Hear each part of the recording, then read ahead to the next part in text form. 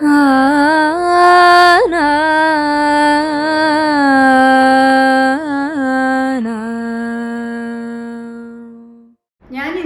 ഗുരുവായൂരപ്പന്റെ മാലകളുടെ കഥയാണ് പറയുന്നത്.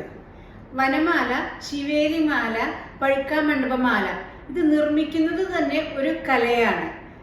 ഗുരുവായൂർ ഉത്സവവേളകളിൽ ഭക്തജനങ്ങളെ ദർശിക്കാനായി ഭഗവാൻ എഴുന്നള്ളിയിരിക്കുന്ന പഴുക്കാമണ്ഡപത്തിന്റെ ചിത്രമാണിത്. ഈ മണ്ഡപത്തെ ഉജ്ജ്വലമാക്കിയിരിക്കുന്നത് അതിൽ ചാർത്തിരിക്കുന്ന ഈ മാലകൾ തന്നെയാണ്. എല്ലാവരും ആ മാലകൾ ശ്രദ്ധിക്കുന്നുണ്ടെങ്കിലും അത് ആരാണ് നിർമ്മിക്കുന്നതെന്ന് ആരും അന്വേഷിക്കാറില്ല.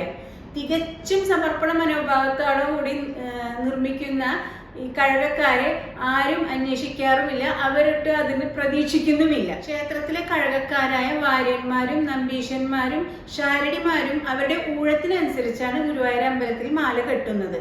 തെച്ചി, തുളസി, നന്ദ്യാർവട്ടം എന്നീ പൂക്കൾ ഉപയോഗിച്ചാണ് ഇവിടെ മാലകൾ കെട്ടുന്നത്. വളരെ വിദഗ്ധനായ ഒരാൾക്ക് ഏകദേശം 9 മണിക്കൂർ സമയം ഈ മാല കെട്ടാൻ വേണ്ടിവരും.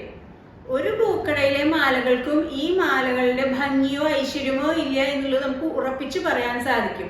പക്ഷേ ഈ മാല കെട്ടുന്നവർക്ക് അതിന് മതിയായ ഒരു പ്രതിഫലം ലഭിക്കുന്നില്ല എന്നുള്ളതാണ് യാഥാർത്ഥ്യം. അതുപോലെ തന്നെ പ്രാധാന്യമേറിയ ഒരു മാലയാണ് നടുവിലായി വെച്ചിരിക്കുന്ന തിടമ്പിൽ ചാർത്തിയിരിക്കുന്ന മാല. അതിനെ ശീവേലി മാല എന്നാണ് പറയുന്നത്.